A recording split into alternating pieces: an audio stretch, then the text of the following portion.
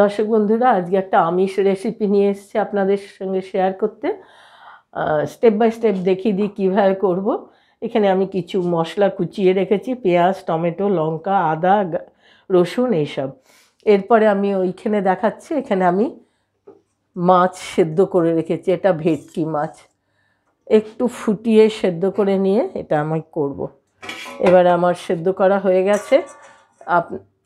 আপনাদের জানিয়ে দিলাম যে এইভাবে ফুটনো জলে দিয়ে 5 মিনিট সেদ্ধ করলেই হবে, বেশি করার দরকার নেই। এইবার আমি এগুলোকে তুলে নিয়ে এগুলোকে পেস্ট করব। একটু ঠান্ডা করে মাছগুলোর কাঁটাগুলো ছাড়িয়ে নিতে হবে। এই যে কাঁটাগুলো রাখা চলবে না। মোটামুটি বুঝতে পারছেন দর্শক বন্ধুরা যে আমি কি বানাতে যাচ্ছি। আজকে আমি ভেটকি মাছের কোপ্তাকারি বানাবো। সেই হিসাবে মাছগুলো সেদ্ধ করে ছাড়িয়ে নিলাম। দর্শক বন্ধুরা, আমি মাছগুলো সব ম্যাশ করে নিয়েছি। এখন এর মধ্যে লঙ্কা, টমেটো, পেঁয়াজ এগুলো দেব। একটু আলু সেদ্ধ করে রেখেছি, সেটাও দিয়ে দিলাম। খুব হাফ টিস্পুন আদার পেস্ট, হাফ টিস্পুন রসুন, এই সব দিয়ে এবার এটাকে সাঁতলাবো, মেখে নিই। আমি কড়াইতে তেল দিয়েছি গরম হতে। দর্শক বন্ধুরা, এবার সব শুদ্ধ এইটাকে ম্যাশ করা মাছে দিয়ে কড়াইতে দিলাম, সাঁতলাবো। এবার হাফ টিস্পুন লবণ দিলাম, কারণ গ্রেভিতে লবণ যাবে তো, ওই জন্য এখানে বেশি দেবো না। 1 টিস্পুন হলুদ দিলাম।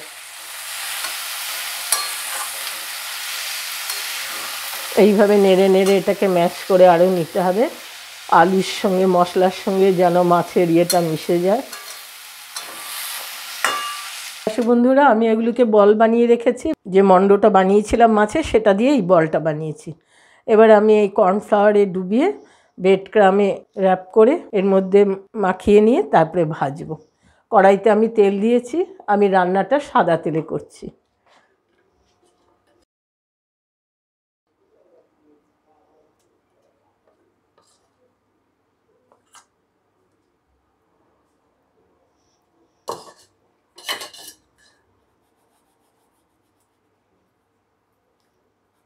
শেপটা আপনারা যে যেমন দিতে পারেন, লম্বা, গোল। এবার আমি তেলে ছেড়ে দিচ্ছি।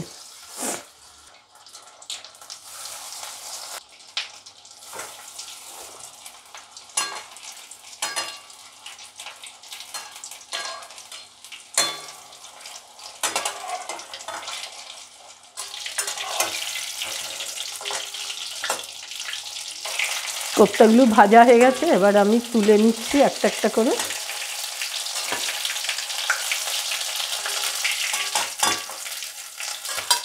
দর্শক বন্ধুরা, আমি ওই তেলেই মশলাটা ভাজবো।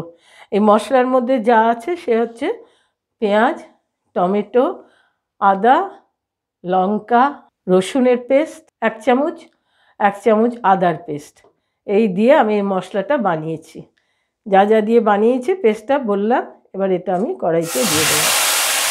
1 চামচ হলুদ দিয়ে দিলাম, 1.5 চামচ মতো লবণ, হাফ টিস্পুন চিনি, 1 টিস্পুন জিরে গুঁড়ো দিলাম, 1 টিস্পুন ধনে গুঁড়ো, 1 টিস্পুন কাশ্মীরি লঙ্কার গুঁড়ো। সব মশলা দেওয়া হয়ে গেল।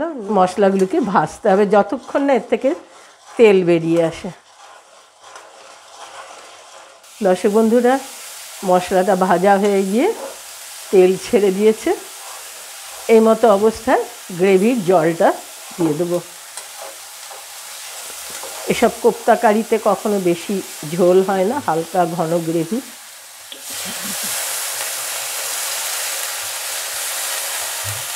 ব্যাস।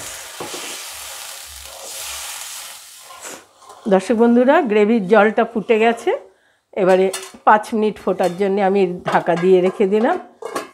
এবারে অল্প একটু গরম মশলা ছড়িয়ে দিলাম। আমি এবার কোপ্তাগুলো এর মধ্যে দিয়ে দেবো। কিন্তু কোপ্তা দিয়ে বেশিক্ষণ রেখে দিলে পুরো গ্রেভিটা শুকিয়ে যাবে। দর্শক বন্ধুরা, গ্রেভিটা দেখতে পাচ্ছেন কি সুন্দর ঘন হয়েছে। এবার আমি 2 মিনিটের জন্য একটু ঢাকা দেব। দর্শক বন্ধুরা, আমি গ্যাসটা অফ করে দিয়েছি, এবার আমি সার্ভ করব।